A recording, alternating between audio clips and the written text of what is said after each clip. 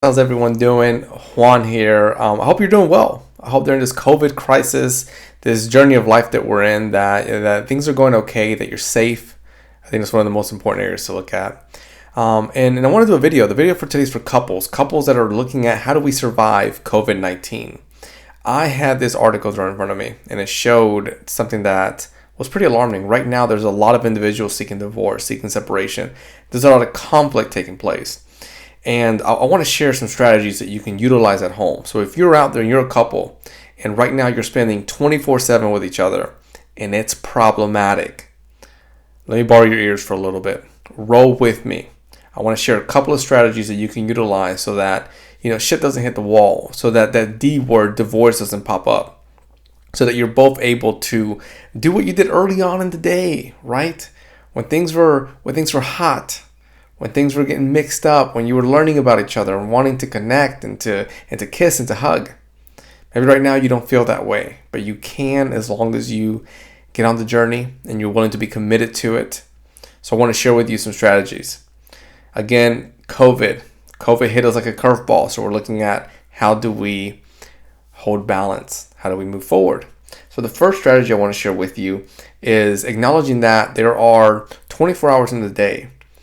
That means you got a lot of hours not to focus on the problem.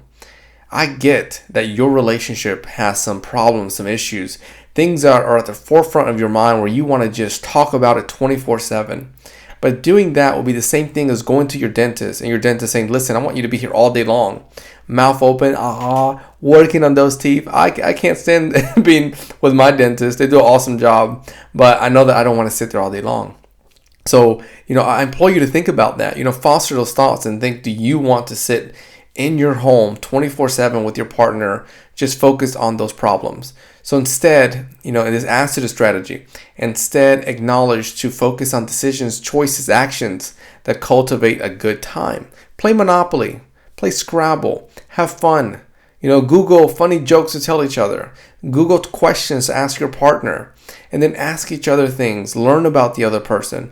But make choices and decisions that cultivate fun. Again, yes, you're going to have time to address the issues. Just like if you've got, some teeth issues going on or your gums are hurting, you're going to have time to go see your dentist and you're going to have time to work with them. So then strategy number 2 is looking at time. When do we talk about the problems? And it's a foundation that I like couples to look at. First, whenever you enter a conversation, there has to be a pre-conversation about entering and exiting before you look at the conversation. Meaning that if you're going to discuss an issue with your partner, enter it with respect, with kindness, with compassion, with empathy, with sympathy, with understanding. Enter it with all of that and then exit the same way. Often what takes place is that couples start a conversation, shit gets heated, words get said, feelings get hurt. They leave with all that baggage, all that pain and hurt and anger. And then you're stuck at home, COVID-19, and you're just throwing that at each other all day long. I mean, that's the perfect recipe for separation. So instead, what we want to do is we want to say, you know what? Let's own up this space. Let's practice some vulnerability, some accountability, right? Let's look at giving ourselves rules. Get a whiteboard on there, write down the rules of entering the conversation, the rules of exiting the conversation. Overall, I really advocate for kindness, respect, compassion, empathy, being nice to each other, entering the conversation, exiting the conversation. The next strategy I want you to look at is to give each other space for self-care. So, your house, let's just play and say it's 2,000 square feet. It's important to know that whenever before COVID-19, you or your partner are probably able to go to parks and do all sorts of things. Go to the gym. You had your self-care. Self-care is vital. I mean, there's so much literature and psychology and research that highlights why we as humans need self-care.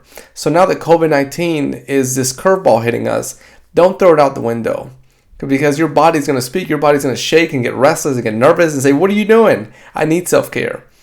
So if you're having issues in your relationship right now, what I want you to look at is to give each other that space, to give your partner and you space to engage in self-care. It could be that you have a room in the house, and that room, you have it allocated for time space. I know when I was in college at UNCG, at the library, you could book like a 1 hour, 2 hour slot in one of those rooms.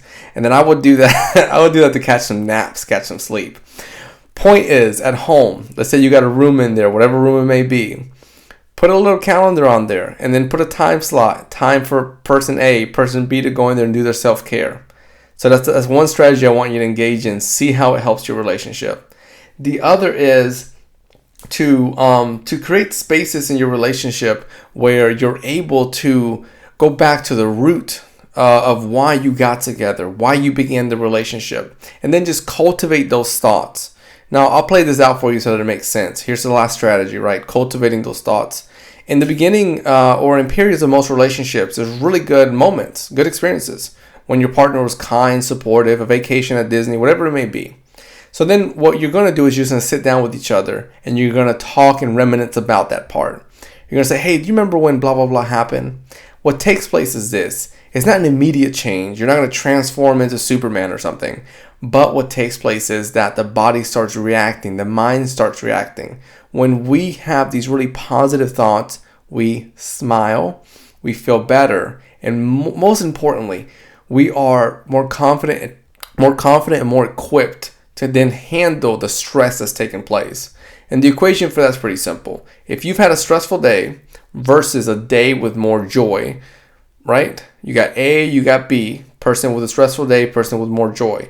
Which one is more likely to address issues a little bit better? Probably the person with more joy because they've got more of that stability. So that's the last strategy there. Again, right now with this COVID-19, I'm a husband, I'm a dad. I get how sometimes, maybe like you out there listening to this video, you wanted to pull your hair out, or you wanted to be like, man, let me just go to the gym for a little bit, or let me just get out because it's a lot going on in here. These are thoughts that we want to share with each other. We want to look at how can I help you? How can you help me? We committed to each other. So let's look at cultivating our relationship. Let's look at building respect, building kindness. And I get that, here, me sharing this with you doesn't solve everything. It doesn't resolve all of it. But it's also a mindful consideration that, everything's not going to be solved right away. It's important for us to acknowledge what can we address now. And then again, 24 hours in a day, what can we address a little bit later? So thank you for being here. Thank you for sharing space with me. Don't let COVID-19 slow down your life, slow down your journey, right? You deserve the best. You deserve happiness. You deserve joy. Take care.